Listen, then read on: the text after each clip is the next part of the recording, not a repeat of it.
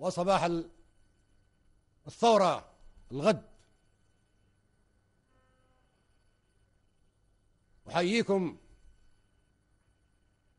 أيها الشجعان،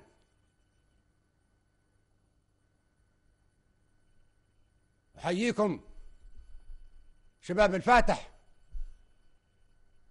شباب القومية، شباب الفاطمية، شباب التحدي، جيل التحدي، جيل الغضب. أحييكم وأنتم تقدمون للعالم الصورة الحقيقية للشعب الليبي الملتف حول الثورة على بكرة أبيه. أنتم من الساحة الخضراء تقدمون الحقيقة التي تحاول أجهزة الخيانة والعمالة والنذالة والرجعية والجبن تحاول أن تغطيها، تشوه صورتكم أمام العالم. أجهزة عربية للأسف شقيقة تغدركم وتخونكم وتقدم صورتكم بشكل يسيء لكل ليبي وليبية.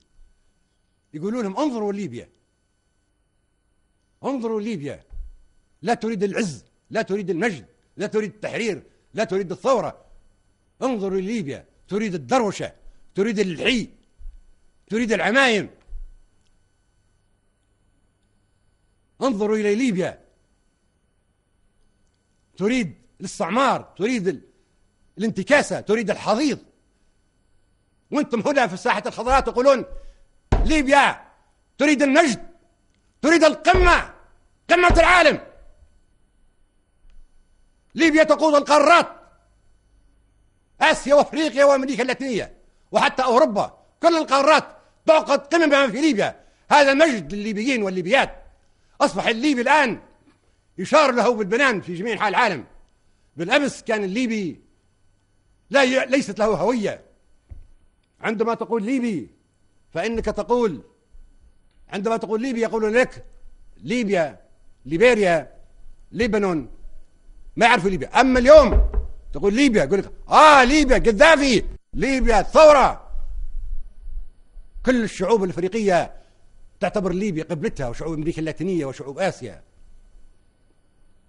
حكام العالم كلهم بقواهم الكبر النووية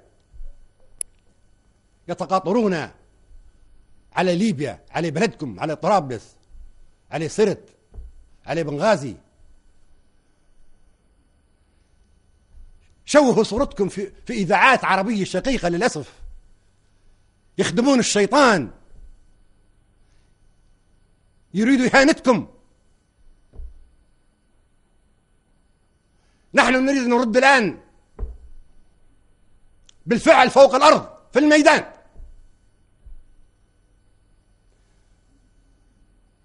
معمر القذافي ما عنده منصب حتى يزعل ويستقيل منه كما فعل الروساء. معمر القذافي ليس رئيس، هو قائد ثورة. الثورة تعني التضحية دائما وأبدا حتى نهاية العمر. هذه بلادي، بلاد أجدادي وأجدادكم، غرسناها بيدنا وسقيناها بدم أجدادنا. نحن أجدر بليبيا من أولئك، من تلك الجرذان وأولئك الماجورين. من هم هؤلاء الماجورين المدفوع لهم الثمن من المخابرات الأجنبية؟ لعنة الله عليهم. تركوا العار لأولادهم إذا عندهم أولاد، وتركوا العار لعائلاتهم إذا عندهم عائلات، تركوا العار لقبائلهم إذا كان عندهم قبائل.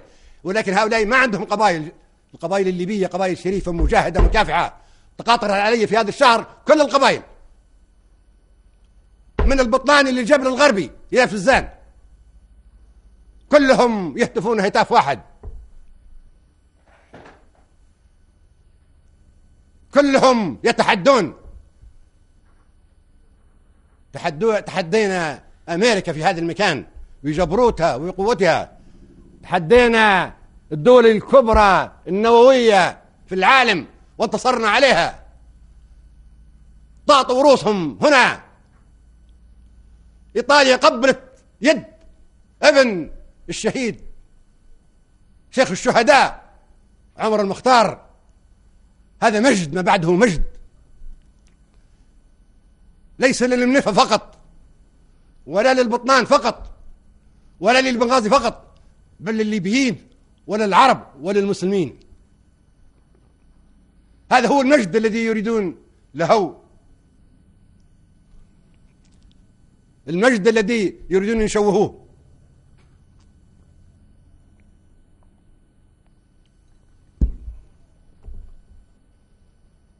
إيطاليا الإمبراطورية في ذلك الوقت تحطمت فوق الأرض الليبية حافلها.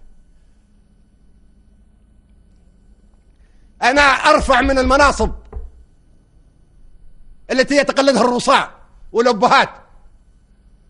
أنا مقاتل مجاهد مناضل ثائر من الخيمة من البادية، والتحفت معي المدن والقرى والواحات في ثورة تاريخية جابت الإمجاد للليبيين، وسيتمتعون بها جيلا بعد جيل. ستبقى ليبيا في القمة، تقود أفريقيا وتقود أمريكا اللاتينية وتقود آسيا، بل تقود العالم. لا يمكن أن يعطل هذه المسيرة التاريخية الظافرة حفلة من شذاذ الآفاق الماجورين، من هؤلاء القطط الفيران التي تنقز من شارع إلى شارع ومن زنقة إلى زنقة في الظلام. أنا دافع ثمن بقائي هنا. أنا جدي عبد السلام بومنيار أول شهيد سقط فوق الخمس في أول معركة عام 1911. أنا لا يمكن أن أسيء إلى هذه التضحية العظيمة، لا يمكن أن أترك رفات جدي الطاهرة في المرقب. أنا سأموت معه شهيد في النهاية. هاي رفات والدي في الهاني مجاهد بطل من أبطال القرضابية وتالى، وهو جدي عمي الشيخ السعدي في مقبرة منيدر. لا أترك هذه الرفات الطاهرة، هؤلاء مجاهدون. قال بشير السعداوي الحرية شجرة لا يتفيا ظلالها إلا من غرسها بيده وسقاها بدمه. ليبيا شجرة نحن نتفيا ظلالها لأننا غرسناها بيدنا وسقيناها بدمنا. نخاطبكم من هذا المكان الصامد، هذا البيت في طرابلس الذي غارت عليه 170 طائرة تقوده الدول النووية الكبرى أمريكا وبريطانيا وحلف الأطلسي. 40 طائرة بوينغ تزود هذه الحملة بالوقود، تخطط كل القصور وكل المنازل وكل بيوتكم. كل بيوتكم تركتها تبحث عن منزل معمر القذافي. لماذا؟ هل لأن معمر القذافي رئيس جمهورية؟ لكان رئيس لا ما عملوا لا يعاملوه مثل ما عاملوا رؤساء الدول الأخرى، ولكن لأن معمر القذافي تاريخ مقاومة، تحرر، مجد، ثورة. هذا اعتراف من أكبر قوة في العالم بأن معمر القذافي هو ليس رئيس وليس بالشخص العادي حتى نقتله بالسم أو نعمل ضده مظاهرة تسقطه. لما كانت القنابل هنا في هذا المكان تدك بيتي وأولادي تقتلهم، أين كنتم أنتم يا شذاذ؟ أين كنتم أنتم يا متوع الحي يلي لا تتصدقون في الظلام في حقاف درنا وفي حقاف الجبل الأخضر وفي حقاف في أي حقف أخرى؟ أين كنتم؟ أين كنتم؟ كنتم مع أمريكا تصفقوا لي سيادكم الأمريكان عندما كان معمر القذافي وعائلته في هذا المكان تقصفهم القنابل. 170 طائرة تخطط الملوك وتخطط الرصاة وتخطط القصور في كل الوطن العربي. وجدت لي خيمة معمر القذافي وبيت معمر القذافي.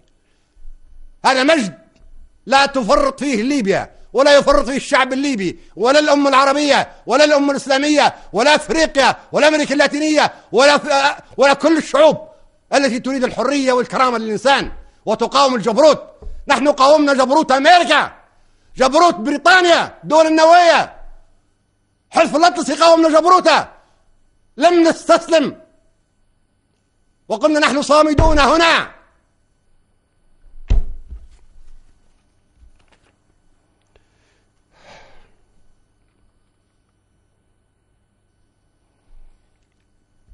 الآن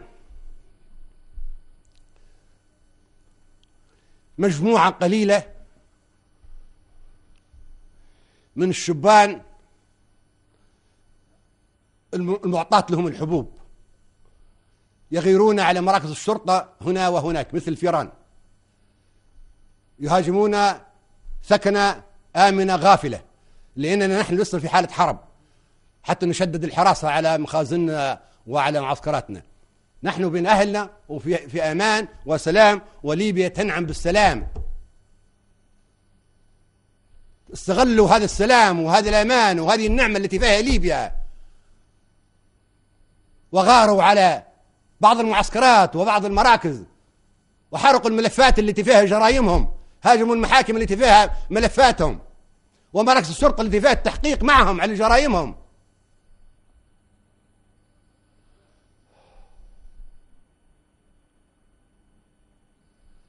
لكن ليس لهم ذنب، هالشبان ليس لهم ذنب أبدا، هم صغار السن 16 سنة 17 18، أحيانا يقلدون ما يجري في تونس وما يجري في مصر، وهذا شيء عادي. وأحيانا يسمعون أن في مدينة ما في ليبيا تم شبان سطوا على محكمة، يقولوا هم حتى احنا نمشي نصوا على المحكمة اللي عندنا، تقليد. قالوا حصلوا سلاح، حتى احنا ليش ما نحصل سلاح؟ لكن هناك مجموعة قليلة مريضة مندسة في المدن تعطي الحبوب وأحيانا حتى النقود لهؤلاء الشبان الصغار اليافعين، وتزج بهم في هذه المعارك الجانبية. الذين قتلوا هم من الشرطة والجنود ومن هؤلاء الشبان، وليس من الذين يحركونهم. هم قاعدين في بيوتهم أو قاعدين في الخارج يتمتعون بالأمان وبالراحة والمتعة هم وأولادهم، ويحركوا أولادكم ويعطوهم الحبوب وعدوا يجيبوا سلاح، غيروا احرقوا يا أبطال باش يموتوا أولادكم وباش نبدأ احنا نقاتل في بعضنا.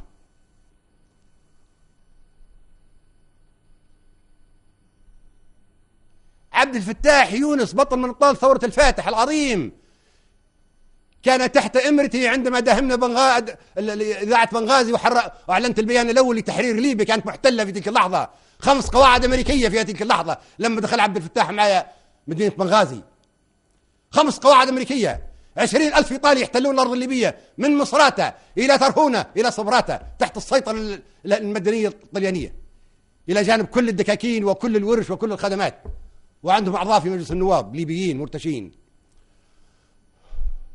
وكانت البطنان محتلة بالكامل بالقوات الأمريكية، ضبرق ترزح تحت السيطرة الأمريكية الكاملة في يوم لما احنا قمنا بدخول بنغازي لتحريرها. لا تعرفون معسكر الوفيات اسمها الديكادوستا، كان إنجليزي 100%. لما كنت أنا وعبد الفتاح نهاجموا في إذاعة بنغازي لكي نعلن منها التحرير، مش نعلن منها الآن النكسة والعودة إلى الوراء والخزي والعار.